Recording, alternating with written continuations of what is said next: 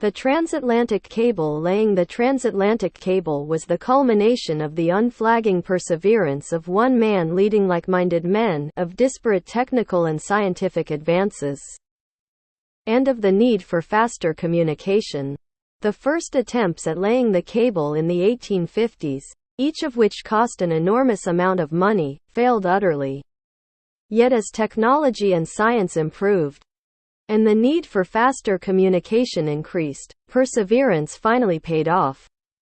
The man who rallied support and raised money for the transatlantic cable venture was Cyrus Field, a New York businessman, who started the New York, Newfoundland, and London Telegraph Company in 1854. For the next 12 years, Field raised money and expectations in North America and England for repeated attempts at laying a cable. Despite catastrophic cable breaks and a formal inquiry when the first cable stopped working within days, the scientific and technological advances began with electricity, the study of which was attracting the greatest minds of the age.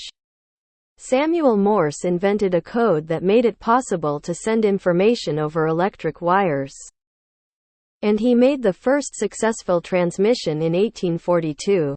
The next year, d'Almeida, a Portuguese engineer, announced the use of gutta percha, a rubber-like sap from the gutta tree, as an insulation for wires. Thus, two of the requisites for an underwater cable were met. In the next several years, telegraph cables were laid in Atlantic Canada, across the English Channel and around Europe, and across the United States. In 1857, the company Field founded set out to lay the cable that had taken months and almost $1 million to make. The cable was made of 340,000 miles of copper and iron wire and 3 tons of gutta percha insulation, too much for one ship to carry. The cable was divided between 2 ships, each towed by another. All 4 provided by the British and American navies. After only 255 miles of cable had been laid, the cable stopped transmitting and then snapped, sinking to the depths of the ocean. The second attempt was made in 1858, beginning at the midpoint of the Atlantic, from which each ship lay cable as she sailed to her home shores. Again, the cable inexplicably stopped working. They tried again a month later, beginning again from the middle and sailing in opposite directions. This time, success. Queen Victoria sent a message to President Buchanan, and both countries celebrated. Within hours, however, the signal began failing. To compensate for the fading transmissions, White House, the American engineer, transmitted messages at higher voltages, eventually burning out the cable. Once a hero, Field was now vilified.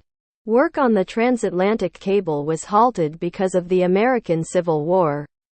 During the war, the telegraph became indispensable, and enthusiasm for a transatlantic cable mounted. In Scotland, William Thomson, who would later be knighted Lord Kelvin for his work, corrected the design flaws in Whitehouse's cable. Kelvin also designed a mirror galvanometer that could detect weak currents, thus allowing lower voltages and weaker currents to transmit information. In 1866, the world's largest steamship laid Kelvin's new cable, an unqualified success. Field's perseverance had triumphed in the end,